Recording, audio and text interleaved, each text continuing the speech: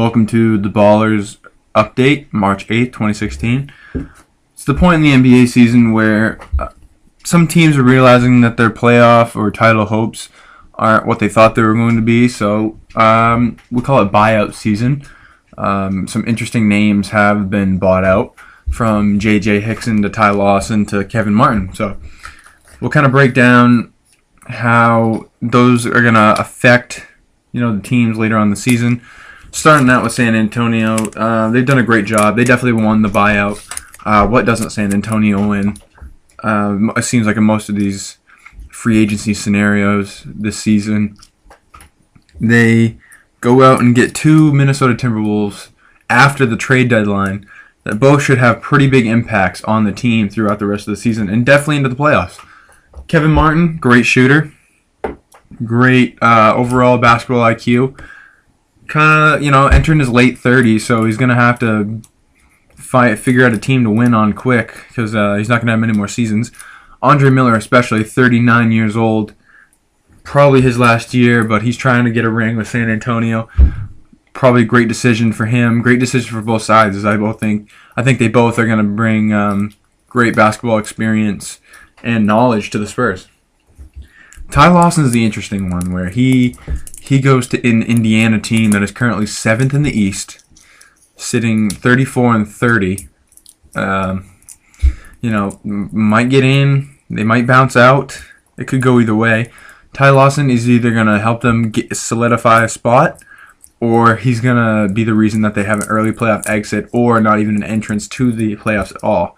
Ty Lawson, former great player last season, averaged about 18 points a game. Outstanding this season, not even half of that. So he's a very unpredictable player. He debuted for the Pacers last night.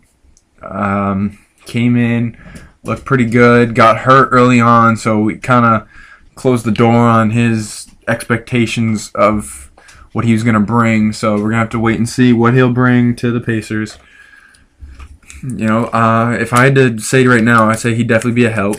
I think he's a better overall talented player than George Hill, so we'll see what happens maybe later on in the playoffs if George Hill gets hurt, or maybe Ty Lawson is just outplaying George Hill.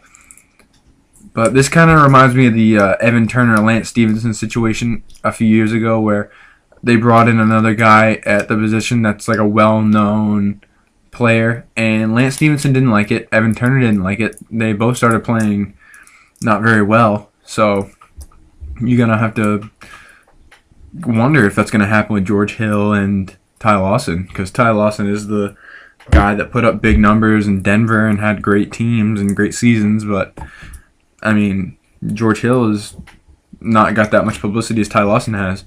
So we'll have to see if the Pacers are going to pull another playoff letdown, or if they're going to try and see how they can compare to how they were when they met LeBron in the Eastern Conference Finals and push them to a Game 7. Other buyouts, Chris Humphries ends up with the Atlanta Hawks. He looked pretty good in his first game there. J.J. Hickson, he's headed to Washington. Good pickup for Washington Wizards fans. It's kind of, they lost Kevin Seraphin in the offseason. Gortat can give them a lot, but they didn't have a lot of depth. So now Washington adding Markieff Morris at the trade deadline and adding J.J. Hickson, they're definitely trying to make the playoffs. And if they don't make the playoffs, I think that'll be a huge step back for a team that arguably should have been to the conference finals if they had a healthy John Wall against Atlanta. So we'll have to see if that's what's going to happen there. Thanks for tuning in to the Ballers NBA Talk Update March 8th. We'll catch you next time.